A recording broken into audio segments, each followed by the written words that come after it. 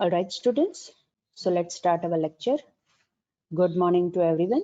First of all, we will see that within last lecture what we have completed. Within last lecture, we have seen working with events. Means if we are working with events, तो हमें event की prototype के related कौन-कौन सी चीजें ध्यान में रखनी है, उसके अंदर parameters कितने होंगे, कितने keywords use होंगे, right? And उसके साथ-साथ उसके अंदर जो भी each and every word है उसका significance क्या है वो हमने last lecture में देखा था. And within that हमने देखा था that within event prototype we will get two parameters, that is sender and E, right? Sender क्या कहेगा, मतलब हमें कौन सी इंफॉर्मेशन देगा कि कौन से कंट्रोल ने ये इवेंट रेस की है, मतलब वो कंट्रोल के जिसने ये इवेंट रेस की है उसके रिलेटेड अगर मुझे इंफॉर्मेशन चाहिए तो मुझे सेंडर में से मिल सकती है, एंड अगर मुझे इवेंट को प्रोसेस करने के लिए इंफॉर्मेशन चाहिए तो वो मुझे ये ई आर्ग्यूमेंट में से मिल सकती है. After that we have seen handles keyword के जिसके अंदर हम स्पेसिफाई कर सकते हैं कि ये पर्टिकुलर सब रूटीन कौन सी कंट्रोल की कौन सी इवेंट को वो हैंडल करेगा. Then we have seen keyboard events, that is key down, key up, key press, और तीनों इवेंट्स का सिग्निफिकेंस क्या है, and along with that we have also seen the properties that can be used with in those events. Then we have seen mouse events कि जिसके अंदर हमने बहुत सारे different kinds of mouse events देखी थी, right? And after that we have also seen the properties which can be used with those mouse events. And by the end we have seen one example कि जिसके अंदर हमने password text box को simulate किया था, मतलब password text box जैसा text box हमने बनाया था, right? So this was the thing which we have completed within last lecture. Now today within this lecture we will start with the topic that is 2.4 module, procedure and function. Again I repeat, we will start with the topic that is 2.4 module, procedure and function, और उसके अंदर हम 2.4.2 that is optional arguments वो topic भी हम इसके अंदर देख लेंगे, right? Now what is module, वो तो हमने last to last lecture में देखा था कि जिसके अंदर हमने calculate नाम का module बनाया था, और वो मॉड्यूल के अंदर हमने टू फंक्शंस डिफाइन किए थे, that is reverse string function and simple interest function, right? So these were the things which we have defined within the module, right? And तभी मैंने आपको बताया था कि what is module, we can say वो एक ऐसी file है कि जिसके अंदर हम ग्रुप ऑफ फंक्शंस स्टोर कर सकते हैं. Means if you want to create a single group of functions, right? If you want to create a single unit of different kinds of group of functions, right? और उसे अगर हमें store करना है तो उस जगह पे हम मॉड्यूल का यूज कर सकते हैं. Means in short we can say कि हम बहुत सारे डिफरेंट काइंड्स ऑफ प्रोसीजर्स लिख सकते हैं, राइट? एंड वो सारे प्रोसीजर्स हम different forms and different classes के अंदर हमारी एप्लीकेशन के अंदर यूज कर सकते हैं, right? If we write those procedures within the module, right? Okay. Now today we will start with what is procedure. We can say कि VB.NET के अंदर ये जो procedure word use हुआ है, right? It means it is a series of statements. Again I repeat, VB.NET के अंदर ये जो procedure word use हुआ है उसका meaning ये होता है that it is a series of statements, right? कि जब भी वो सीरीज ऑफ स्टेटमेंट्स की रिक्वायरमेंट होगी, जब भी वो सीरीज ऑफ स्टेटमेंट्स को एग्जीक्यूट करने की रिक्वायरमेंट होगी, हम वो सीरीज ऑफ स्टेटमेंट्स को कॉल करेंगे और उसके बाद उसे एग्जीक्यूट करेंगे. और एक बार इसका एग्जीक्यूशन कंप्लीट हो जाता है, राइट? एक बार ये सीरीज ऑफ स्टेटमेंट्स का एग्जीक्यूशन कंप्लीट हो जाता है तो एग्जीक्यूशन कंटिन्यू कहाँ से होगा?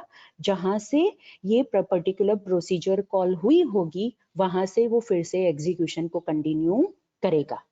इन शॉर्ट, अगर हम सीरीज ऑफ स्टेटमेंट्स का ग्रुप बना के उसे एक नेम दे देते हैं, that will be known as procedure, right? और वो प्रोसीजर की जब जरूरत होगी, जब एग्जीक्यूट करने की जरूरत होगी, हम उसे एग्जीक्यूट करेंगे. एंड उसके बाद, राइट, एग्जीक्यूशन के बाद एक बार वो प्रोसीजर का एग्जीक्यूशन कंप्लीट हो जाता है तो एग्जीक्यूशन कहाँ से कंटिन्यू होगा? जो स्टेटमेंट ने प्रोसीजर को कॉल किया होगा वहां से एग्जीक्यूशन कंटिन्यू होगा, right? Another important thing is हम प्रोसीजर के अंदर वैल्यूज भी पास कर सकते हैं. हम प्रोसीजर के अंदर डेटा भी पास कर सकते हैं ताकि प्रोसीजर वो पर्टिकुलर डेटा के ऊपर वर्क करे, कोई कैलकुलेशन करना हो तो कैलकुलेट करे, ऑपरेशन परफॉर्म करे और उसके बाद हमें कोई रिजल्ट रिटर्न करे, right. So this is the thing कि हम VB.NET के अंदर ये प्रोसीजर जो टर्मिनोलॉजी यूज होती है उसे हम क्या कहेंगे। मीन्स वी कैन से कि अगर हम सीरीज ऑफ स्टेटमेंट्स का एक ग्रुप बना देंगे then that will be known as procedure, right. Okay, but in VB.NET again this procedure is of two different types. Again I repeat, VB.NET के अंदर procedure two type की है. One is subroutine and another is functions. One is subroutine, another is functions, right? Now obviously अगर हम एक ही चीज करने के लिए दो डिफरेंट थिंग्स यूज करते हैं तो ऑब्वियसली वो दो डिफरेंट थिंग्स का कोई ना कोई सिग्निफिकेंस होगा, इसीलिए दो अलग अलग चीजें बनाई गई है, राइट। सो सब रूटीन का भी सिग्निफिकेंस है और फंक्शन का भी सिग्निफिकेंस है। सब रूटीन का सिग्निफिकेंस ये है कि सब रूटीन कभी भी कोई भी वैल्यू रिटर्न नहीं करेगा, राइट। एंड फंक्शन का सिग्निफिकेंस ये है कि वो वन वैल्यू कंपल्सरी रिटर्न करेगा। मतलब अगर हमें कोई कैलकुलेशन करके वो पर्टिकुलर सीरीज ऑफ स्टेटमेंट्स में से मतलब ग्रुप ऑफ स्टेटमेंट्स में से कोई वैल्यू पास करनी है to the calling program, right, calling application, तो हम फंक्शन का यूज करेंगे। लेकिन अगर हमें सिर्फ वहां पे कोई ऑपरेशन परफॉर्म करना है और वो ऑपरेशन परफॉर्म करने के बाद कोई और चीज नहीं करनी है, राइट, कोई भी वैल्यू रिटर्न नहीं करवानी है, तो हम वहां पे सब रूटीन का यूज कर सकते हैं। मीन्स अगर हमें वैल्यू रिटर्न करवानी है एग्जीक्यूशन के बाद, ऑपरेशन परफॉर्म करने के बाद, तो हम फंक्शंस का यूज करेंगे। और अगर हमें सिर्फ ऑपरेशन परफॉर्म करना है और वही प्रोसीजर में से अगर हमें वैल्यू डिस्प्ले भी करवा देनी है तो उस वक्त हम सब रूटीन का यूज करेंगे। So these are the two different types of procedure which is available in VB.NET, that is subroutine and functions, right? Okay. Now one by one हम subroutine और functions की syntax देखेंगे, example देखेंगे and by the end हम एक दूसरा Visual Studio में भी एक नई application बना के उसका example देखेंगे, right? ओके, सो पहले हम syntax का पहले हम subroutine की syntax देखते हैं। अगेन आई रिपीट, पहले हम सब रूटीन की सिंटेक्स देखते हैं कि सब रूटीन की सिंटेक्स के अंदर कौन कौन सी चीजें होती है। So the first thing is, आप ये 3 स्टेटमेंट्स देखोगे यहां तक, right. So these are the keywords कि जो आपको ओवरलोडिंग और ओवरराइडिंग करने में काम लगेगा। अगेन आई रिपीट, ये जो मैंने जितने भी कीवर्ड्स टिक किए हैं वो सारे कीवर्ड्स ओवरलोडिंग और ओवरराइडिंग करने में हमें हेल्प करेगा, right. It means they are the concepts of object oriented programming कि जो हमें ऑलरेडी डिटेल में यूनिट नंबर 4 के अंदर देखने हैं, राइट। ओके, सो यहाँ पे अभी आपको यही याद रखना है कि ये जो मैंने अभी कीवर्ड्स टिक किए हैं, that is overloads, overrides, overridable, not overridable, must override, ये जो 5 keywords है वो overloading and overriding functionality करने में हमें help करेगा, which is a part of object oriented programming. Shadows already हमने डिटेल में डिस्कस कर दिया है, shared वो भी हमने डिटेल में डिस्कस कर दिया है, right? After that, these are the visibility modes या फिर we can also say it as an access specifier या फिर access modifier, that is public, protected friend, private, right? These are the scope या फिर we can also say it as an access modifier, we can also say it as a visibility mode, right? कि जो हम ये particular subroutine के साथ use कर सकते हैं। मतलब अगर हमें subroutine public बनाना है तो हम public का यूज करेंगे, अगर हमें सब रूटीन प्राइवेट बनाना है तो हम वहां पे प्राइवेट विजिबिलिटी मोड का यूज करेंगे, राइट। लेकिन यहाँ पे आप देख सकते हो this are optional things. See, हमने यहाँ पे स्क्वायर ब्रैकेट स्पेसिफाई किया है, means this are optional things, right. अगर आप ऑब्जेक्ट ओरिएंटेड कंसेप्ट का that is overloading and overriding use करते हो तो ये कीवर्ड्स आप यूज करोगे। अगर आप विजिबिलिटी मोड नहीं स्पेसिफाई करना चाहते, जो बाय डिफॉल्ट विजिबिलिटी मोड है उसके ऊपर ही आप वर्क करना चाहते हो, तो आप ये विजिबिलिटी मोड नहीं स्पेसिफाई करोगे तो भी चलेगा. That's why they are specified within square bracket. Now after that we have to use sub keyword.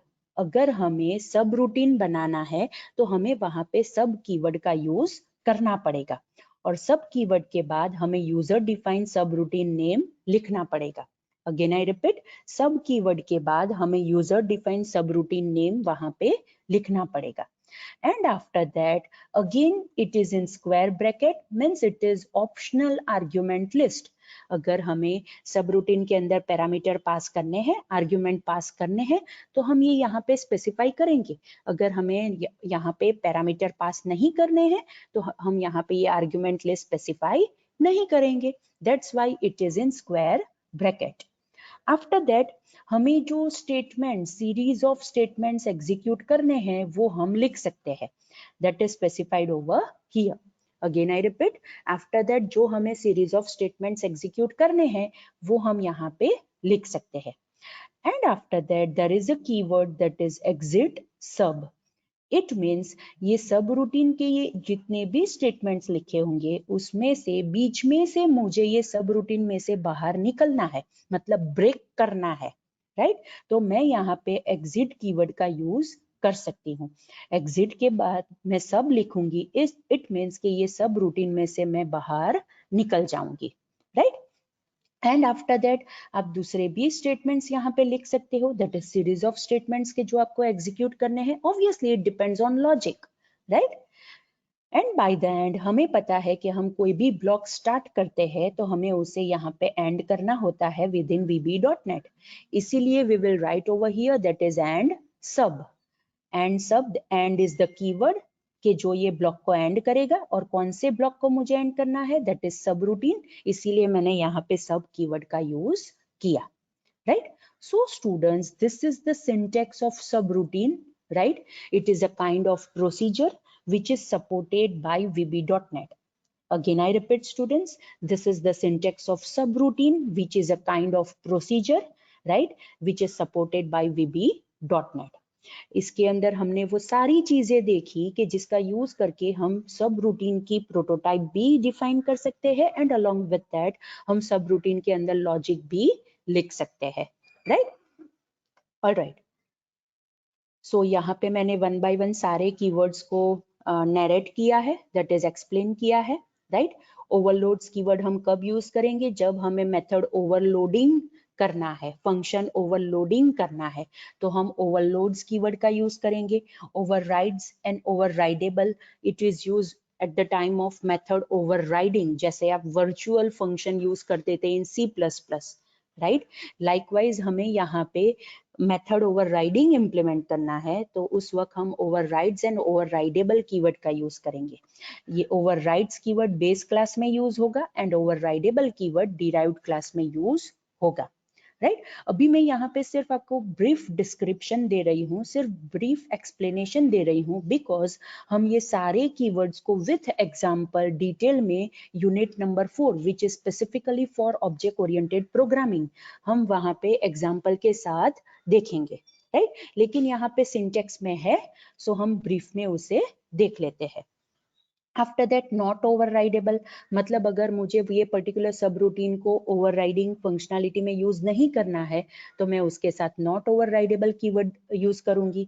और अगर मुझे कंपलसरी वो पर्टिकुलर सब रूटीन को ओवरराइड करवाना है तो मैं वहां पे मस्ट ओवरराइड कीवर्ड का यूज करूंगी. उसके बाद these are the visibility modes, वो तो हमने ऑलरेडी देखे हैं, that is public, protected, friend, private, protected friend, right. These are the visibility modes, या फिर हम उसे access modifier भी कह सकते हैं, राइट. जो हमने प्रीवियस लेक्चर में, आई थिंक सेकंड या थर्ड लेक्चर था जिसके अंदर हमने उसे डिटेल में देखे थे. देन वी हैव सीन सब इज द कीवर्ड कि जिसका यूज करके हम सब रूटीन डिफाइन कर सकते हैं. उसके बाद प्रोसीजर नेम आएगा, उसके बाद आर्ग्यूमेंट लिस्ट आएगा, right. Now the most important thing, अगर हम आर्ग्यूमेंट लिस्ट वहां पे स्पेसिफाई करते हैं तो हम वहां पे argument either pass by value concept का यूज करके पास कर सकते हैं, पास बाय रेफरेंस कंसेप्ट का यूज करके भी पास कर सकते हैं, जैसे आप ऑलरेडी पढ़ चुके हो, that is pass by value and pass by reference. अगर हम पास बाय वैल्यू से वैल्यू कंसेप्ट का यूज करके अगर हम ये पर्टिकुलर सब रूटीन के अंदर वैल्यू पास करेंगे तो जो भी चेंजेस वो पर्टिकुलर आर्ग्यूमेंट के अंदर हम सब रूटीन के अंदर करेंगे, वो चेंजेस हमें सब रूटीन के बाहर वो स्पेसिफिक वेरिएबल का यूज करके हमें नहीं मिलेंगे। Right, again I repeat students, अगर हम पास बाय वैल्यू कंसेप्ट का यूज करके आर्ग्यूमेंट पास करेंगे कोई भी प्रोसीजर के अंदर, फिर वो सब रूटीन हो या फिर फंक्शन हो, this pass by value and pass by reference concept will remain the same. Means अगर हम कोई भी प्रोसीजर के अंदर बाय वैल्यू मीन्स कंसेप्ट का यूज करके आर्ग्यूमेंट पास करेंगे तो जो प्रोसीजर के अंदर हमने वो वैल्यू पास की है, वो आर्ग्यूमेंट पास किया है, उसके अंदर अगर प्रोसीजर कोई चेंजेस करता है तो कॉलिंग कोड के अंदर उसकी इफेक्ट हमें नहीं मिलेगी। Again I repeat, calling code के अंदर हमें उसकी इफेक्ट नहीं मिलेगी, that is pass by value. और अगर मुझे पास बाय वैल्यू कंसेप्ट का यूज करके वैल्यू पास करनी है तो वहां पे मैं बाय वैल कीवर्ड का यूज करूंगी। Another is pass by reference. Pass by reference का मीनिंग ये होता है कि जो भी आर्ग्यूमेंट मैं प्रोसीजर के अंदर पास करती हूँ, अगर प्रोसीजर के अंदर कोई भी चेंजेस आता है वो पर्टिकुलर आर्ग्यूमेंट के अंदर, तो कॉलिंग कोड के अंदर भी मुझे वो चेंजेस दिखाई देंगे। Again I repeat, pass by value concept क्या है कि प्रोसीजर के अंदर जो भी मैं आर्ग्यूमेंट पास करती हूँ with the concept pass by reference, right. So pass by reference concept का यूज करके मैं प्रोसीजर के अंदर जो भी आर्ग्यूमेंट पास करूंगी, वो आर्ग्यूमेंट के अंदर अगर प्रोसीजर के अंदर कोई भी चेंजेस आते हैं तो वो कॉलिंग कोड के अंदर भी वो चेंजेस हमें मिलेंगे, that is pass by reference. और अगर मुझे प्रोसीजर के अंदर पास बाय रेफरेंस कंसेप्ट का यूज करके आर्ग्यूमेंट पास करने हैं तो वहां पे मैं बाय रेफरेंस कीवर्ड का यूज करूंगी, that is bye REF, that is by reference, right. Another is optional. हमने जब ये आज लेक्चर स्टार्ट किया तब मैंने आपको बोला था कि हम ऑप्शनल आर्ग्यूमेंट का कंसेप्ट भी देखेंगे, राइट। ऑप्शनल आर्ग्यूमेंट का concept is equivalent to the default argument, right, कि जो आपने object oriented programming that is C++ subject में पढ़ा था, default argument, right. That is optional keyword का यूज करके हम कोई भी प्रोसीजर के अंदर ये आर्ग्यूमेंट पास कर सकते हैं जो हम कॉलिंग टाइम के वक्त ओमिट भी कर सकते हैं। मतलब अगर वो पर्टिकुलर आर्ग्यूमेंट के अंदर हम वैल्यू पास नहीं करेंगे तो भी वो एरर जनरेट करके नहीं देगा, means we can omit those arguments, right. That is the concept of optional argument. और ये जो ऑप्शनल आर्ग्यूमेंट्स होंगे वो हमेशा, राइट, आर्ग्यूमेंट की लिस्ट में राइट हैंड साइड के ऊपर ही डिक्लेयर होते हैं, that is by the end of the argument, by the end of the argument list, more precise, by the end of argument list, right.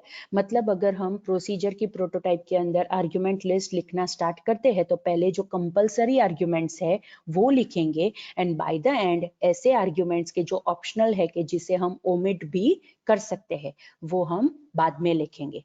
लेकिन अगर हमें स्पेसिफाई करना है कि ये आर्ग्यूमेंट ऑप्शनल है तो हमें वहां पे ऑप्शनल कीवर्ड का यूज करना पड़ेगा, राइट। अनदर इज एग्जिट सब। वो तो मैंने आपको पहले ही बताया कि अगर मुझे ये पर्टिकुलर सब रूटीन में से एक्सप्लिसिटली बाहर निकलना है, एक्सप्लिसिटली एग्जिट करना है, तो एग्जिट सब कीवर्ड का मैं यूज कर सकती हूँ। देन इट इज स्टेटमेंट्स के जो हमें सीरीज ऑफ स्टेटमेंट्स हमारा लॉजिक के जो हमें कोड में लिखना है, एंड बाय द एंड सब कीवर्ड का यूज करके हम ये सब रूटीन को एंड करेंगे, right. Okay, now here is the example. Example के अंदर पहले हमने पब्लिक विजिबिलिटी मोड का यूज किया है, मतलब ये सब रूटीन पब्लिक बन जाएगा। Then sub is the keyword. Sub keyword के बाद मैंने यहाँ पे calculate bill which is the user defined name of this सब routine, and after that parenthesis के अंदर मैंने दो पैरामीटर पास किए हैं, दैट इज दो आर्ग्यूमेंट पास किए हैं, एंड दोनों के साथ मैंने बाय वेल कीवर्ड का यूज किया है, मींस ये दोनों arguments pass by value concept का यूज करके पास हुआ है। So the first argument is quantity, which is integer data type, and second is rate, which is of double data type, right? मतलब मुझे बिल कैलकुलेट करना है तो ऑब्वियसली ये सब रूटीन के अंदर मैंने एक दूसरा वेरिएबल डिक्लेयर किया, that is amount, which is of double data type, and amount के अंदर मैंने क्वांटिटी मल्टीप्लाई बाय रेट को मल्टीप्लाई करके उसका रिजल्ट मैंने अमाउंट में असाइन कर दिया। इट मीन्स कि अगर मुझे बिल जनरेट करना है तो उसका अमाउंट मुझे ये अमाउंट वेरिएबल के अंदर से मिल जाएगा। And by the end obviously as it is a सब रूटीन, सो ये कोई भी वैल्यू रिटर्न नहीं करेगा, तो ऑब्वियसली मुझे वो वैल्यू डिस्प्ले करवानी पड़ेगी। सो इसीलिए मैंने यहाँ पे मैसेज बॉक्स डॉट शो के अंदर वो वैल्यू डिस्प्ले करवा दी। सी यहाँ पे मैंने डबल कोटेशन के अंदर लिखा है total amount equal to which is of string data type, and यहाँ पे amount is not of string data type, it is of double data type. लेकिन मुझे प्लस ऑपरेटर का यूज करके मुझे उसे कॉन्केटिनेट करवाना है, तो मैंने क्या किया, अमाउंट वेरिएबल की टू स्ट्रिंग मेथड को कॉल किया। अमाउंट वेरिएबल की टू स्ट्रिंग मेथड को मैं कॉल करूंगी। इन शॉर्ट अमाउंट वेरिएबल के अंदर जो भी वैल्यू होगी वो ये टू स्ट्रिंग मेथड स्ट्रिंग में कन्वर्ट कर देगा। सो हम प्लस ऑपरेटर का यूज करके इस हिसाब से स्ट्रिंग और डबल को भी कॉन्केटिनेट करवा सकते हैं, लेकिन हमने यहाँ पे जो डबल वैल्यू थी उसे हमने टू स्ट्रिंग फंक्शन का यूज करके, टू स्ट्रिंग मेथड का यूज करके उसे स्ट्रिंग में कन्वर्ट कर दिया, right. And by the and सब के जो ये सब रूटीन को एंड कर देगा, right. So students this is the example of सब रूटीन। ओके, नाउ अगर मुझे ये सब रूटीन को कॉल करना है, राइट, तो मैं यहाँ पे there are two different syntax के हम जिसका यूज कर सकते हैं। फर्स्ट इज कॉल कीवर्ड का यूज करेंगे, एज आप देख सकते हो it is optional, right. So call keyword का यूज करेंगे, वो सब रूटीन का नेम लिखेंगे एंड आफ्टर दैट पैरेंथेसिस के अंदर वो आर्ग्यूमेंट लिस्ट लिखेंगे, राइट, कि जो हमें ये पर्टिकुलर सब रूटीन के अंदर पास करने हैं, राइट। सो यही एग्जांपल ले लेते हैं, दैट इज कैलकुलेट बिल। तो मैंने यहाँ पे एग्जांपल में लिखा सी कॉल कीवर्ड का यूज किया, calculate bill which is the user defined name of subroutine and within parenthesis 20 कि जो मैंने quantity के अंदर पास किया and 10.5 जो मैंने rate के अंदर पास किया, राइट। और अगर मुझे कॉल कीवर्ड का यूज नहीं करना है तो वो मैं direct calculate bill which is the name of the sub routine लिख सकती हूँ एंड विद इन पैरेंथेसिस वो दो आर्ग्यूमेंट में पास कर सकती हूँ। सो स्टूडेंट्स इट डिपेंड्स कि आपको किस हिसाब से ये सब रूटीन को कॉल करना है, right. All right. Now another concept is function, right, which is another type of procedure which is supported by VB.NET. So हम function की syntax देखते हैं। आप पूरी syntax देखोगे ना स्टूडेंट्स तो पूरी syntax सेम है। सी यहाँ पे ये स्क्वायर ब्रैकेट के अंदर ये जो keywords यूज हुए हैं which are related to object oriented concepts वो भी सेम है जो हमने सब रूटीन के अंदर देखा था।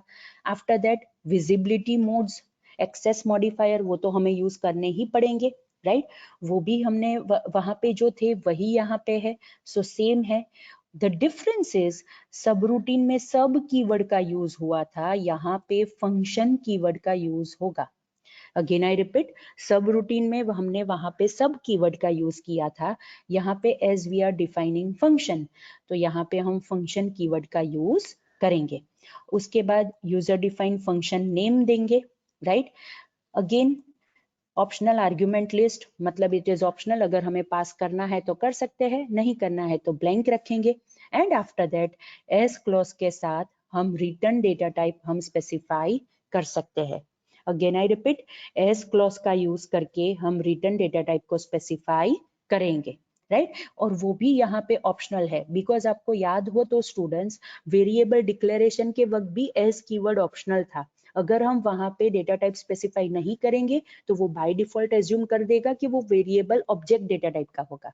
लाइकवाइज अगर हम यहाँ पे स्पेसिफाई नहीं करेंगे कि कौन सी रिटर्न डेटा टाइप है तो वो बाय डिफॉल्ट जो डेटा टाइप है दैट इज ऑब्जेक्ट वो कंसिडर कर लेगा, right. So this is the prototype कि हम फंक्शन कीवर्ड का यूज करेंगे, then user defined function name देंगे, square bracket that is optional argument list and optional as keyword and along with that we need to specify return data type. After that series of statements के जो हमें execute करने हैं हमारे logic के अंदर। अगर हमें function में से बीच में से break करना है, exit करना है तो exit and function keyword का यूज करेंगे। जैसे सब रूटीन के अंदर exit सब था, यहाँ पे exit और function keyword का यूज करेंगे। एंड अलॉन्ग विद दैट दूसरे स्टेटमेंट्स के जो हमें एग्जीक्यूट करने हैं, एंड बाय द एंड ये फंक्शन एंड होगा with the help of and keyword. और हमें कौन से ब्लॉक को एंड करना है, फंक्शन को एंड करना है, तो यहाँ पे हम यूज करेंगे एंड फंक्शन, राइट।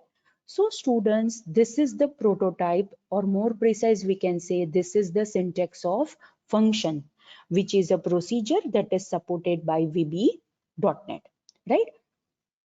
और यहाँ पे हमने ये भी सिमिलैरिटी देखी कि कीवर्ड्स सबरूटीन और फंक्शन में कौन कौन से सेम है, राइट। ओके, सो जो भी रिपीटेड कीवर्ड्स है वो मैंने फिर से यहाँ पे एक्सप्लेन नहीं किए हैं, राइट। जो ये फंक्शन रिलेटेड यूनिक कीवर्ड्स है वही मैंने यहाँ पे एक्सप्लेन किए हैं। So first is function keyword कि जो स्पेसिफाई करेगा, जो इंडिकेट करेगा कि ये जो प्रोसीजर है it is a function type, right. Another is user defined function name कि जो हम ये पर्टिकुलर फंक्शन को देंगे। एज कीवर्ड का यूज करके हम उसके साथ रिटर्न डेटा टाइप स्पेसिफाई कर सकते हैं कि हम ये फंक्शन में से जो वैल्यू रिटर्न करेंगे उसकी डेटा टाइप क्या होगी। एग्जिट फंक्शन का यूज कर सकते हैं अगर हमें फंक्शन में से एक्सप्लिसिटली ब्रेक करना है या फिर एग्जिट करना है। And by the and function के जो ये procedure that is function procedure को वो एंड करेगा, right. Alright, now the thing is that कि हम फंक्शन में से वैल्यू कैसे रिटर्न कर सकते हैं, that is returning value from the function, right. So वहां पे हम रिटर्न स्टेटमेंट का यूज करेंगे। अगेन आई रिपीट स्टूडेंट्स, अगर हमें फंक्शन में से वैल्यू रिटर्न करनी है then again there are two options. हम रिटर्न स्टेटमेंट का यूज कर सकते हैं या फिर हम फंक्शन नेम के अंदर रिटर्न वैल्यू को असाइन कर सकते हैं। अगर हम फंक्शन नेम के अंदर रिटर्न वैल्यू को असाइन करेंगे तो बाय डिफॉल्ट वो वैल्यू फंक्शन में से रिटर्न हो जाएगी, right. So there are two options कि कैसे हम फंक्शन में से वैल्यू रिटर्न कर सकते हैं। सो यहाँ पे मैंने सिंटेक्स भी लिखी है, राइट। फर्स्ट सिंटेक्स के अंदर मैंने फंक्शन नेम के अंदर रिटर्न वैल्यू असाइन कर दी है with the help of this equal to assign operator, right. मतलब मुझे फंक्शन में से जो भी वैल्यू रिटर्न करनी है वो मैं फंक्शन नेम के अंदर असाइन कर दूंगी तो वो वैल्यू रिटर्न हो जाएगी।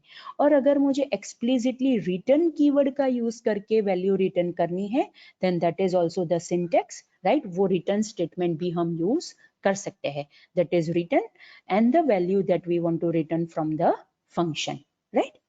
All right, so students this is the example of the function कि जिसके अंदर हमने क्या किया है।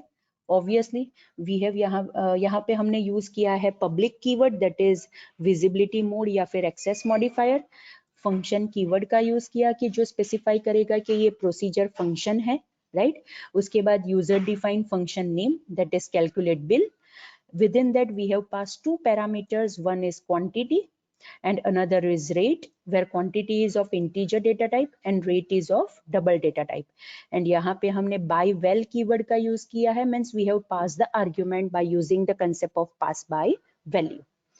As keyword का use किया because मुझे यहाँ पे return data type specify करनी है, that is double.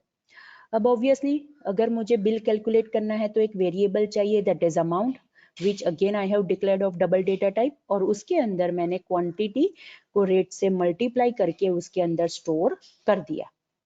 Now as it is a function तो मैं ये amount की value return करवा सकती हूँ। So there are two different ways to return the value from the function. मैं रिटर्न स्टेटमेंट के साथ वेरिएबल नेम लिखूंगी तो वो वेरिएबल के अंदर जो भी वैल्यू होगी वो रिटर्न हो जाएगी, या फिर ये जो फंक्शन नेम है दैट इज कैलकुलेट बिल। सो ये मैंने यहाँ पे कमेंट में ये स्टेटमेंट भी लिखा है that is calculate bill is equal to amount, right. मतलब फंक्शन नेम के अंदर अगर मैं वो वेरिएबल की वैल्यू असाइन कर दूंगी तो बाय डिफॉल्ट वो फंक्शन में से रिटर्न हो जाएगी। एंड बाय द एंड हमने यहाँ पे यूज किया एंड फंक्शन जो ये फंक्शन को एंड कर देगा, राइट। सो स्टूडेंट्स ये एग्जांपल के अंदर आपको पता चल गया कि हम फंक्शन कैसे डिक्लेयर कर सकते हैं एंड अलोंग विद दैट अगर हमें फंक्शन में से वैल्यू रिटर्न करनी है तो वो भी हम कैसे कर सकते हैं, राइट। नेक्स्ट इज जैसे हमने सब रूटीन को कॉल कैसे कर सकते हैं वो देखा था, तो हमें यहाँ पे फंक्शन को कैसे कॉल कर सकते हैं वो भी देखना पड़ेगा, राइट। सो फंक्शन को कॉल करने के लिए देयर इज अ सिंटेक्स। जैसे फंक्शन ऑब्वियसली वैल्यू रिटर्न करता है, तो वो वैल्यू को हैंडल करने के लिए यहाँ पे हमें एक वेरिएबल चाहिए होगा, right. Again I repeat, functions एक वैल्यू रिटर्न करता है, तो वो वैल्यू जो फंक्शन में से रिटर्न होगी उसे हैंडल करने के लिए हमें यहाँ पे कोई एक चीज चाहिए, राइट, कोई वेरिएबल चाहिए। तो इसीलिए मैंने यहाँ पे सिंटेक्स में लिखा return value is equal to the name of the function, और पैरेंथेसिस के अंदर जो भी आर्ग्यूमेंट मुझे पास करने हैं वो मैं पास कर सकती हूँ। Now here is the example. मैंने यहाँ पे एग्जाम्पल लिखा। पहले तो एक अमाउंट वेरिएबल डिक्लेयर किया which is of double data type, right. उसके बाद ये जो हमने यहाँ पे फंक्शन देखा था that is calculate bill, right, वो मुझे कॉल करना है। तो मैंने यहाँ पे क्या किया, amount is equal to calculate bill, और उसके अंदर दो वैल्यू मैंने पास की that is quantity and rate, right. मतलब ये बिल कैलकुलेट करने के बाद ये फंक्शन जो भी वैल्यू रिटर्न करेगा वो ये अमाउंट वेरिएबल के अंदर आ जाएगा। लेकिन स्टूडेंट्स यहाँ पे फंक्शन का एक सिग्निफिकेंस भी है। As function returns the value, हम ये फंक्शन नेम को डायरेक्टली कोई भी कंट्रोल स्टेटमेंट के अंदर भी यूज कर सकते हैं, ताकि फंक्शन जो भी वैल्यू रिटर्न करे वो पर्टिकुलर कंट्रोल स्टेटमेंट, फिर वो ब्रांचिंग स्टेटमेंट या फिर कंडीशनल स्टेटमेंट भी हो सकता है, या फिर कोई लूपिंग स्टेटमेंट के अंदर कंडीशन में भी हम उसे यूज कर सकते हैं, राइट। सो उसका भी एग्जाम्पल मैंने यहाँ पे लिखा है दैट इज इफ कंडीशन के अंदर मैंने कैलकुलेट बिल फंक्शन को कॉल किया, उसके अंदर मैंने टू आर्ग्यूमेंट्स पास किए that is 10 which is quantity and 10.5 which is rate. It means कि जब भी ये इफ स्टेटमेंट एग्जीक्यूट होगा पहले ये फंक्शन कॉल होगा, मतलब ये फंक्शन कॉल होगा, यहाँ पे जो बिल की value that is amount return होगा वो हमें यहाँ पे असाइन कर किया हुआ मिल जाएगा। मतलब वो अमाउंट चेक होगा कि whether it is greater than equal to 100.15, right. तो हमें ये इफ कंडीशन के अंदर जो भी स्टेटमेंट्स है वो एग्जीक्यूट करने हैं। In short students, as function returns the value, हम उसे कोई भी कंट्रोल स्टेटमेंट की कंडीशन के अंदर यूज कर सकते हैं, right. Okay, now what are the advantages of this procedure, right. हम फंक्शन के रिलेटेड भी एडवांटेज कह सकते हैं या फिर सब रूटीन के रिलेटेड भी हम एडवांटेज कह सकते हैं। सो एडवांटेजेस क्या है कि प्रोसीजर के अंदर हम ग्रुप कर सकते हैं ऑफ सीरीज ऑफ स्टेटमेंट्स, मतलब हम वहां पे लॉजिकल ग्रुपिंग कर सकते हैं ऑफ अवर टास्क। जैसे हमने यहाँ पे कैलकुलेट बिल, राइट, मतलब वो जो लॉजिक था बिल कैलकुलेट करने का, राइट, उसे हमने एक यूनिट के अंदर वो सीरीज ऑफ स्टेटमेंट का ग्रुप बना दिया, और वो ग्रुप ऑफ स्टेटमेंट्स को हमने एक नेम दे दिया कि जिसका यूज करके हम उसे एक्सेस कर सकते हैं। सेकंड, कि अगर हम कोड प्रोसीजर में लिखेंगे then it will be reusable, right. जहां पे भी पूरी एप्लीकेशन के अंदर जहां जहां पे हमें वो कोड की जरूरत होगी बार बार हमें लिखने की जरूरत नहीं पड़ेगी। डायरेक्टली हम वो प्रोसीजर को कॉल करेंगे तो ऑटोमेटिक जो पहले से बनाया गया हुआ कोड है, पहले से लिखा गया हुआ कोड है, वो हम यूज कर सकते हैं। So that is reusable. And the third advantage is it is very easy to debug, maintain and trace. Again I repeat, applications के अंदर अगर हम procedure का use करेंगे then it will become very easy to debug, maintain and trace. Debug का meaning क्या होता है कि अगर कोई एरर आती है तो एरर फाइंड करने में it will be very easy, because अगर हमने 5 series of statement 10 different places के ऊपर लिखे हैं, राइट, और उसमें से अगर एरर फाइंड करते हैं और एरर मिलती है तो 10 डिफरेंट प्लेसेस के ऊपर हमें चेंजेस करने पड़ेंगे। लेकिन अगर हमने वही 5 स्टेटमेंट्स को एक ग्रुप में डाल दिया है, राइट, सो हमें एक ही जगह पे एरर फाइंड करनी पड़ेगी, बिकॉज बाकी सारी जगहों पे तो हमने सिर्फ उसका कॉलिंग स्टेटमेंट लिखा होगा, राइट। सो हम डीबग भी बहुत इजी वे में कर सकते हैं, उसे मेंटेन भी इजी वे में कर सकते हैं, और अगर हमें एरर को ट्रेस करना है कि कहाँ से ये एरर अराइज हुई है then it is also very easy if we use procedure, right? So students, this is all about the topic that is module, procedure and function, and along with that we have also seen the concept that is optional argument, right? अब हम एक काम करते हैं, हम इसे practical करके देखते हैं, एग्जाम्पल देखते हैं, right? So for example obviously हमें पहले विजुअल स्टूडियो को स्टार्ट करना पड़ेगा, right.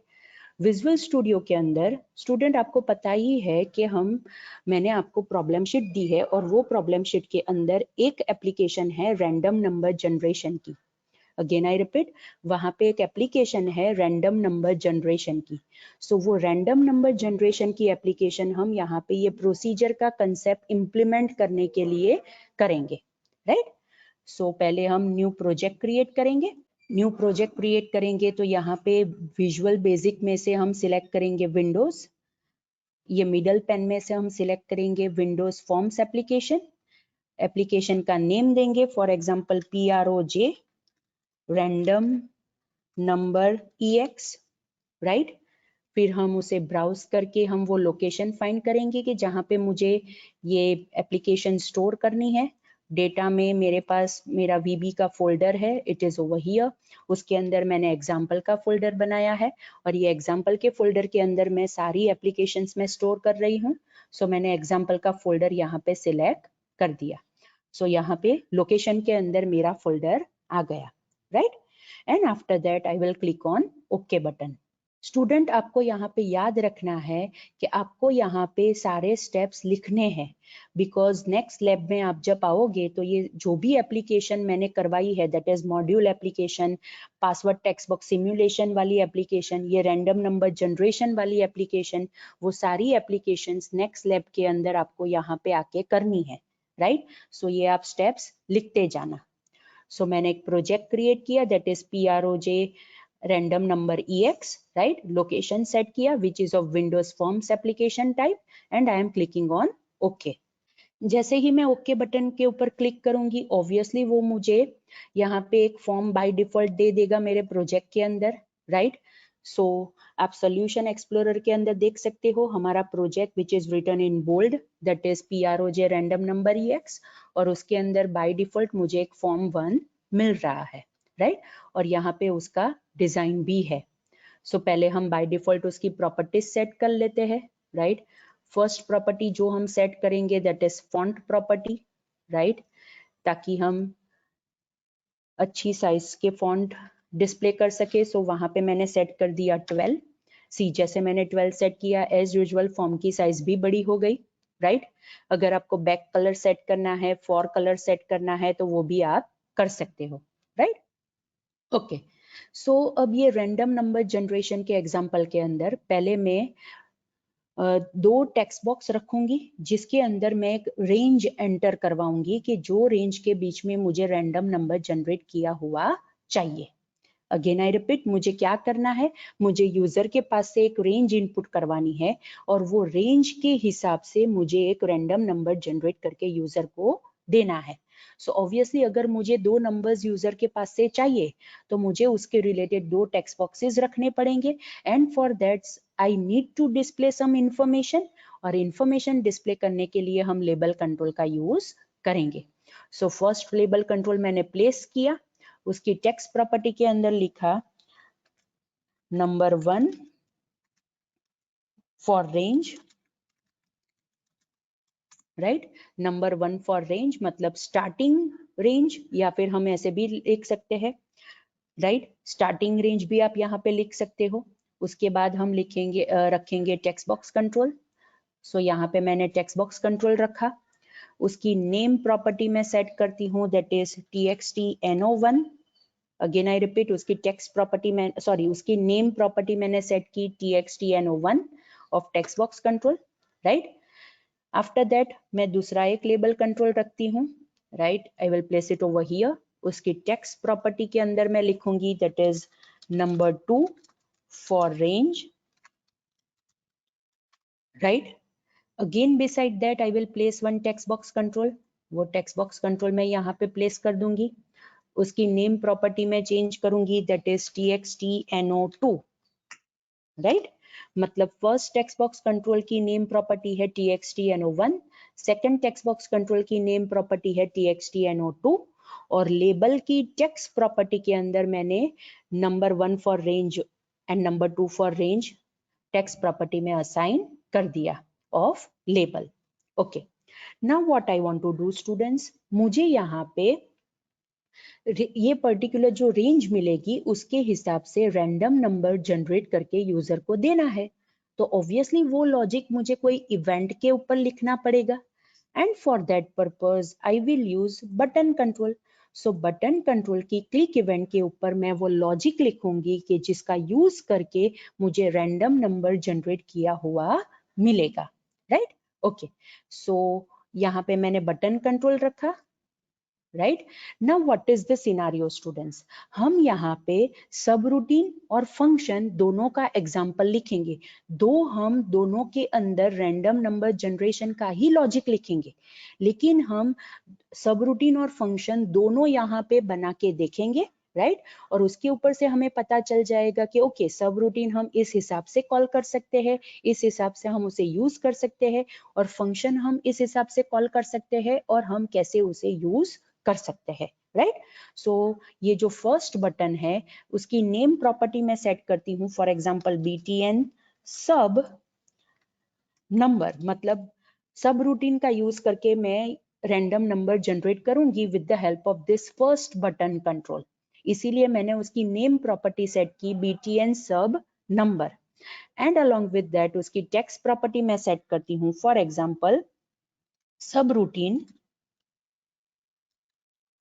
And after that hyphen करके मैं स्पेसिफाई करती हूँ रैंडम, मतलब रैंडम नंबर मुझे जनरेट करना है विद द हेल्प ऑफ सब रूटीन।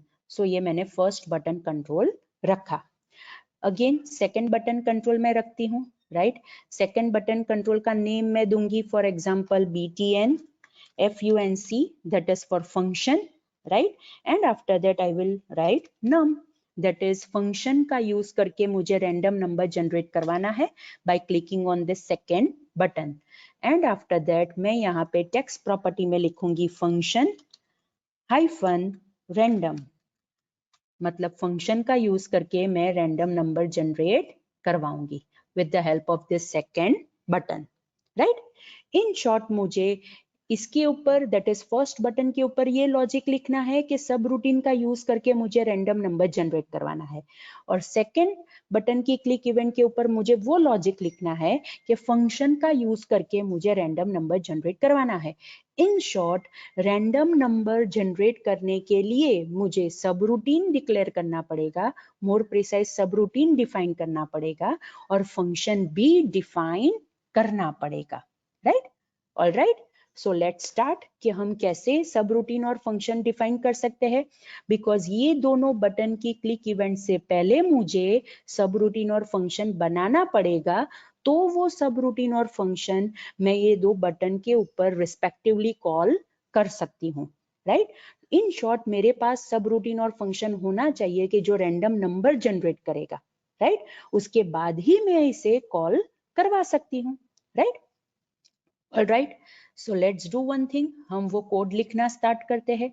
अगर आपको कोई भी इवेंट के ऊपर कोड नहीं लिखना है, राइट, फिर भी ऑब्वियसली अगर आपको कोई लॉजिक लिखना है तो आप क्या कर सकते हो, फॉर्म के ऊपर आपको राइट क्लिक करना है। अगेन आई रिपीट, फॉर्म के ऊपर राइट क्लिक करना है और उसके अंदर फर्स्ट ऑप्शन आएगा व्यू कोड, उसको आपको सिलेक्ट करना है, right? Again I repeat, form के ऊपर राइट क्लिक करके जो पॉपअप मेनू ओपन होगा उसमें से आपको फर्स्ट ऑप्शन सिलेक्ट करना है, दैट इज व्यू कोड। सो जैसे ही मैं व्यू कोड ऑप्शन को सिलेक्ट करूंगी वो कोई भी इवेंट यहाँ पे मुझे नहीं देगा, सिर्फ मेरा जो फॉर्म 1 है उसका क्लास मुझे यहाँ पे वो दे देगा। अब मैं इसके अंदर कोई भी फंक्शन या फिर सब रूटीन बना सकती हूँ, राइट? सो पहले हम यहाँ पे एक काम करते हैं, फंक्शन बनाते हैं, राइट? सो पहले मैं लिखूंगी public, that is the visibility mode, function which is the keyword, because मुझे यहाँ पे फंक्शन डिफाइन करना है, राइट? उसका मैं एक नेम दे देती हूँ, for example generate random number, right? और मैं यहाँ पे लिख लेती हूँ func generate random number, which is the name of my function, that is user defined function, right? उसके अंदर मुझे ऑब्वियसली 2 वैल्यूज पास करने पड़ेंगे, दैट इज द रेंज के कौन सी रेंज में मुझे वो रैंडम नंबर जनरेट करने हैं, राइट? तो मैं यहाँ पे पहले लिखूंगी n1 एज इंटीजर, राइट? उसके बाद मैं लिखूंगी n2 एज इंटीजर, राइट मतलब मैंने 2 आर्ग्यूमेंट्स ये फंक्शन के अंदर पास कर दिए एंड ऑब्वियसली ये फंक्शन कौन सी डेटा टाइप की वैल्यू रिटर्न करेगा, इंटीजर डेटा टाइप की वैल्यू रिटर्न करेगा एंड एंटर। सी मैंने क्या किया, public that is the visibility mode, function that is the keyword के जिसका यूज करके मैं बताऊंगी कि ये फंक्शन है, function generate random number, it is the user defined name of this function। और उसके अंदर मैंने 2 आर्ग्यूमेंट्स पास किए that is n1 and n2 के, जिसके अंदर मैं रेंज दूंगी कि कौन सी रेंज में मुझे वो रैंडम नंबर चाहिए and both are of integer data type and they are pass by value concept, because मैंने यहाँ पे बाय वैल्यू कीवर्ड का यूज किया है, राइट। आफ्टर दैट मैंने यहाँ पे एज कीवर्ड का यूज किया और एज कीवर्ड का यूज करके मैंने रिटर्न डेटा टाइप स्पेसिफाई कर दी, राइट ओके। अब मुझे क्या करना है, रैंडम नंबर जनरेट करना है और रैंडम नंबर जनरेट करने के लिए मुझे रैंडम क्लास का यूज करना पड़ेगा कि जो बाय डिफॉल्ट डॉटनेट फ्रेमवर्क के अंदर अवेलेबल है।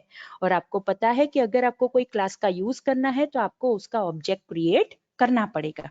सो I will write dim RAN that is object name as new random।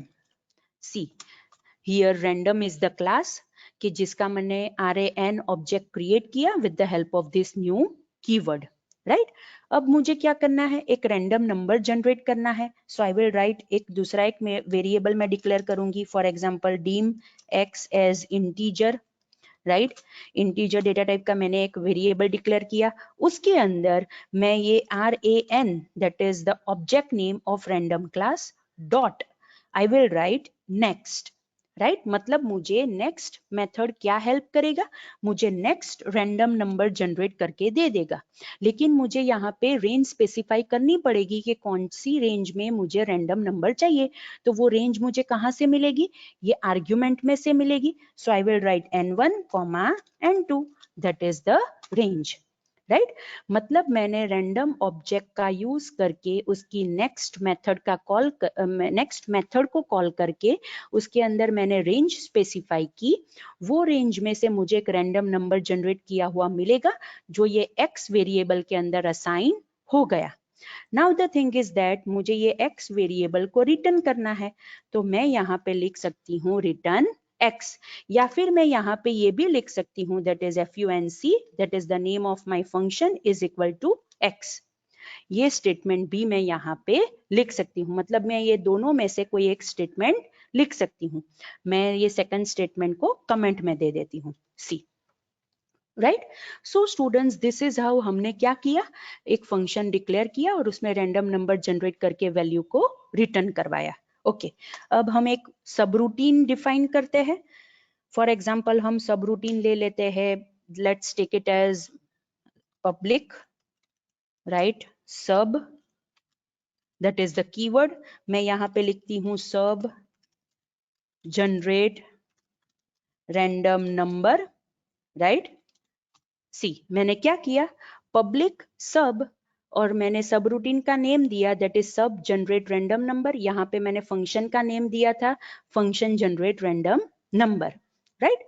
अब मुझे क्या करना है स्टूडेंट्स, मैं यहाँ पे बाय डिफॉल्ट एक रेंज एज्यूम कर लेती हूँ, यहाँ हमने डायनामिक रेंज दी, राइट यहाँ पे हम एक बाय डिफॉल्ट रेंज एज्यूम कर लेंगे that is for example 1 to 50 और वो दोनों के बीच में हम रैंडम नंबर जनरेट करवाएंगे, राइट। लेकिन मुझे क्या करना है, जो भी रैंडम नंबर जनरेट होता है वो मुझे सब रूटीन के बाहर भी मुझे वो नंबर चाहिए, लेकिन मुझे मैसेज बॉक्स में डिस्प्ले नहीं करना है, राइट। सो यहाँ पे हमारे पास फैसिलिटी है पास बाय रेफरेंस, हम आर्ग्यूमेंट को पास बाय रेफरेंस कर सकते हैं ताकि वो आर्ग्यूमेंट के अंदर ये सब रूटीन के अंदर जो भी चेंजेस आएंगे वो चेंजेस हमें कोड के बाहर भी मिलेंगे, मतलब ये सब रूटीन के बाहर दैट इज कॉलिंग स्टेटमेंट में भी मिलेंगे। तो मैं यहाँ पे लिखूंगी by ref, for example random number है तो r एज इंटीजर, मैंने यहाँ पे एक पास बाय रेफरेंस कंसेप्ट का यूज करके यहाँ पे मैंने एक r आर्ग्यूमेंट पास किया which is of integer data type, right. उसके बाद अगेन द सेम थिंग, अगर मुझे रैंडम नंबर जनरेट करवाना है तो dim ram as new random, मुझे रैंडम क्लास का तो यूज करना ही पड़ेगा। उसके बाद मुझे एक वेरिएबल डिक्लेयर करना पड़ेगा। फॉर एग्जाम्पल अगर हम मुझे वेरिएबल डिक्लेयर नहीं करना है तो मैं डायरेक्टली ये आर में भी वो वैल्यू असाइन करवा सकती हूँ, that is R is equal to R A N dot next, और मैं यहाँ पे स्टेटिक रेंज दे दूंगी फॉर एग्जाम्पल 1 to 50, राइट। और मुझे यहाँ पे रिटर्न स्टेटमेंट नहीं लिखना है बिकॉज सब रूटीन वैल्यू रिटर्न नहीं करेगा। तो मैंने ये सब रूटीन के अंदर क्या किया, जो pass by value pass by reference concept का यूज करके जो आर्ग्यूमेंट पास किया था which was of integer data type, random class का जो ऑब्जेक्ट था उसकी नेक्स्ट मेथड का यूज करके मैंने यहाँ पे एक स्टेटिक रेंज दे दी, राइट, कि 1 to 50 के बीच में रैंडम नंबर जनरेट होना चाहिए, और वो रैंडम नंबर मैंने यहाँ पे आर में असाइन कर दिया। मतलब अब मुझे ये कॉलिंग स्टेटमेंट के अंदर भी मिलेगा, राइट। सो स्टूडेंट्स, हमने यहाँ पे फंक्शन और सब रूटीन को डिफाइन कर दिया है। अब मुझे क्या करना है, ये फर्स्ट बटन की क्लिक इवेंट पे मुझे सब रूटीन कॉल करना है, तो उसके ऊपर मैं डबल क्लिक करूंगी। सो यहाँ पे मुझे कोड क्या लिखना है, सिंपल, ये तो यहाँ पे सब रूटीन में से ये आर में से मुझे वैल्यू मिल जाएगी, राइट। सो पहले मुझे वो वेरिएबल डिफाइन करना पड़ेगा, for example dim R as integer, right. और उसके बाद उसके अंदर पहले बाय डिफॉल्ट मैं 0 असाइन कर दूंगी, and after that I have to call this सब रूटीन। सो मैं यहाँ पे लिखूंगी सब जनरेट सी, वो नेम आ गया, और उसके अंदर मैं ये आर पास कर दूंगी, राइट। मतलब अब ये आर वेरिएबल के अंदर ये जो रैंडम नंबर यहाँ से जनरेट होगा वो मुझे मिल जाएगा, राइट। और वो मैं मैसेज बॉक्स के अंदर डिस्प्ले करवा दूंगी बटन की क्लिक इवेंट के ऊपर, that is for example random number is equal to double quotation over plus r dot to string, right. Plus operator का यूज करके मुझे स्ट्रिंग और इंटीजर को कॉन्केटिनेट करवाना है, तो मुझे R which is of integer data type उसे स्ट्रिंग में कन्वर्ट करना पड़ेगा। सो मैंने यहाँ पे टू स्ट्रिंग फंक्शन का यूज कर दिया, राइट। मतलब ये जो फर्स्ट बटन है उसके ऊपर हमने ये जो सब रूटीन जो हमने यहाँ पे बनाया है उसे कॉल किया, उसके अंदर ये एक आर्ग्यूमेंट पास किया जो पास बाय रेफरेंस था, और जो चेंजेस ये आर में होंगे वो बाय डिफॉल्ट हमें ये पर्टिकुलर वेरिएबल के अंदर मिल जाएंगे, और वो वैल्यू हमने मैसेज बॉक्स के अंदर डिस्प्ले करवा दी, राइट। लाइकवाइज हम ये सेकंड बटन है कि जिसके ऊपर हमें फंक्शन कॉल करना है, तो वो सेकंड बटन की क्लिक इवेंट के अंदर हम फंक्शन कॉल करेंगे, और सिंपल यहाँ पे जो भी रैंडम नंबर जनरेट होगा ये फंक्शन में से वो तो रिटर्न हो ही रहा है, बट यहाँ पे डायनामिक रेंज है, और वो रेंज कहाँ से आएगी, ये टेक्स्ट बॉक्स में से आएगी, राइट। सो वो हमें यहाँ पे कॉलिंग स्टेटमेंट में पास करना पड़ेगा, और वो जो वैल्यू रिटर्न करेगा वो हमें एक वेरिएबल के अंदर हैंडल करना पड़ेगा। सो हम वो वेरिएबल यहाँ पे डिक्लेयर करेंगे, that is dim, for example एक वेरिएबल ले लेते हैं, for example N as integer, कि जिसके अंदर हम रिटर्न वैल्यू हैंडल करेंगे, is equal to, right, okay, ये हमने एक वेरिएबल ले लिया यहाँ पे। अब हम एक वेरिएबल लेंगे for example dim n1 as integer, कि जिसके अंदर हम ये फर्स्ट टेक्स्ट बॉक्स की वैल्यू लाएंगे, दैट इज txtno1, और हमें पता है कि टेक्स्ट बॉक्स के अंदर स्ट्रिंग वैल्यू होगी तो हमें उसे इंटीजर में कन्वर्ट करना पड़ेगा, और उसके लिए मैंने यहाँ पे cint कन्वर्जन फंक्शन यूज किया। टेक्स्ट बॉक्स का नेम है txtno1 और उसकी टेक्स्ट प्रॉपर्टी को यूज करना पड़ेगा। मतलब मैंने n1 एक इंटीजर वेरिएबल डिक्लेयर किया, और ये जो फर्स्ट टेक्स्ट बॉक्स के अंदर यूजर ने जो रेंज की फर्स्ट वैल्यू डाली होगी वो मैंने यहाँ पे इंटीजर में कन्वर्ट करके n1 के अंदर असाइन कर दी। लाइकवाइज हम सेकंड टेक्स्ट बॉक्स के लिए लिखेंगे, that is n2 as integer is equal to, again उसको इंटीजर में कन्वर्ट करना पड़ेगा बिकॉज टेक्स्ट बॉक्स के अंदर स्ट्रिंग वैल्यू होगी, राइट। सो मैंने यहाँ पे टेक्स्ट बॉक्स 2 की जो टेक्स्ट प्रॉपर्टी के अंदर स्ट्रिंग वैल्यू होगी उसे cint फंक्शन का यूज करके इंटीजर में कन्वर्ट किया और n2 के अंदर असाइन कर दिया, right. Now see over here students, आपको ये n के नीचे है ना ग्रीन कलर की वेवी लाइन दिख रही है, वो इसलिए दिख रही है बिकॉज हमने उसे कोई भी वैल्यू इनिशियलाइज नहीं की है। सो हम बाय डिफॉल्ट यहाँ पे लिख देते हैं 0 सी, वो वेवी लाइन चली गई बिकॉज हमने ये वो वेरिएबल को डिफॉल्ट वैल्यू से इनिशियलाइज कर दिया, राइट, ओके। अब मुझे क्या करना है, वो फंक्शन को कॉल करना है और वो फंक्शन जो वैल्यू रिटर्न करेगा वो n के अंदर स्टोर करना है। So n is equal to func generate random number, that is the name of my function. उसके अंदर मुझे 2 वैल्यू पास करनी है which will act as a range. वो मुझे कहाँ से मिलेगी, ये n1 और n2 वेरिएबल में से मिलेगी, जो इनडायरेक्टली टेक्स्ट बॉक्स की वैल्यू होगी। मीन्स अब ये n के अंदर एक रैंडम नंबर आ जाएगा, वो मुझे सिंपल मैसेज बॉक्स के अंदर डिस्प्ले करवा देना है। तो मैं यहाँ पे मैसेज बॉक्स के अंदर वो रैंडम नंबर डिस्प्ले करवा दूंगी, that is random number is equal to plus n dot to string, right. So वो मैंने यहाँ पे मैसेज बॉक्स के अंदर डिस्प्ले करवा दिया, right. So students, this is how कि आप कैसे फंक्शन और सब रूटीन डिफाइन कर सकते हो और उसे बटन की क्लिक इवेंट के ऊपर कॉल कर सकते हो। एंड अलोंग विद दैट हमने ये भी कंसेप्ट देखा what is pass by value and what is pass by reference.